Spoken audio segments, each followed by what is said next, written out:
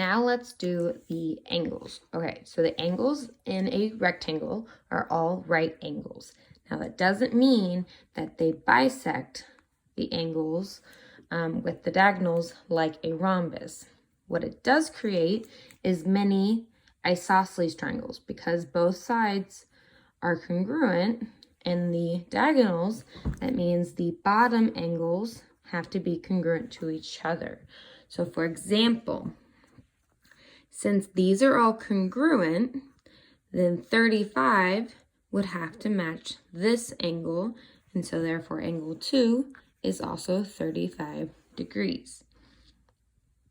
From here, you could find angle 1, or you could also find angle 3, 5. Really, all you couldn't find was angle 4 next. So let's go ahead and find angle 1. How do you find angle 1? Well, simply, you can subtract 35 from 90. So 90 minus 35 gives us 55. So angle 1 is 55 degrees. Now for angle 3, if I know this is 35 and that's 35, then I would subtract from 180 to get angle 3, which will leave me with 110. So angle 3 is 110 degrees. For angle 4, that creates a straight line, so therefore they're supplementary. So 180 minus 110 is 70.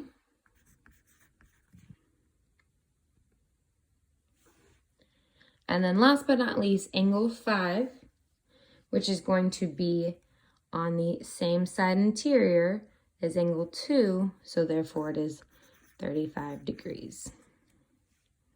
Okay, and so that's how we finish up number 1. Now we're going to do number 2 with squares.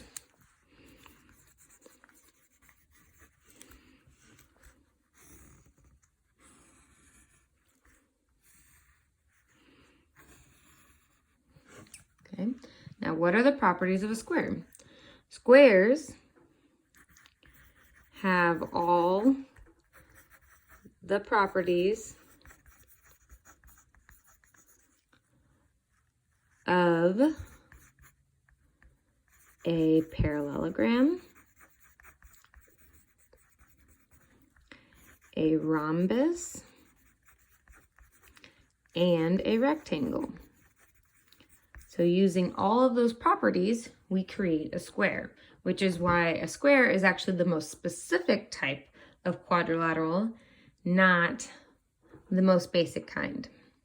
Okay, so we have our parallel sides.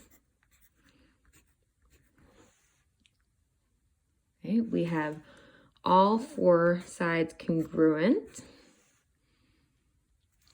We have diagonals that are congruent to each other, like the rectangle. The diagonals are perpendicular, like the rhombus. The 4 corners are right angles, like the rectangle. And then we also have the same setup where you get little mini isosceles triangle within the big triangle, or within the big square. Okay, so all of those properties into one. So for number 2, again, it will label on your homework what shape you're working with. So you don't have to worry about interpreting, does it look like a square? Does it look like a rhombus? It will tell you.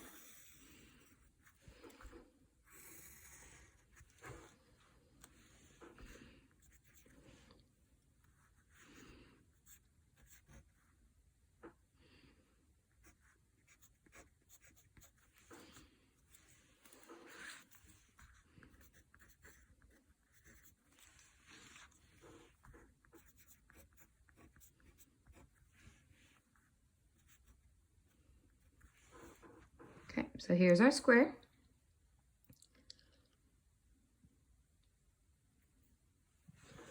So we need to find the measure of angle 1, 2, and 3. And then we have W, X, Y, and Z. Okay, so we're going to go ahead and do the angles first, because on a square, that's actually the easiest thing you can do, because you have your 90-degree angles, and then if you have an isosceles triangle, if these are congruent, these have to be matching. Half of 90 is 45, so each part of a square makes a 45, 45, 90 triangle. So for angle 1, since it's in the middle, those are perpendicular, so that's 90 degrees. And angle 2 and 3 are on the side, which is where they're being bisected. So half of 90 is 45 degrees. Very easy and quick. Now, on the inside, we have information on the diagonals, and then we have one lone information on the outside. So let's go ahead and start with the middle, because we don't have anything else on the outside. So hopefully what we have on the inside will help us with W. So part of a square, the information that we set up here is that all the diagonals are congruent. So we have 4z, we have 2y minus 8, 3x plus 4, and 12. All of those are congruent to each other. Now, does it make sense to set all those equal to each other? No, but what does it make sense? It makes sense to use the number setting equal to each of the expressions. So we have 3x plus 4 equals 12. We have 2y minus 8 equals 12. And we have 4z equals 12. Go ahead and solve those, and I'll be right back.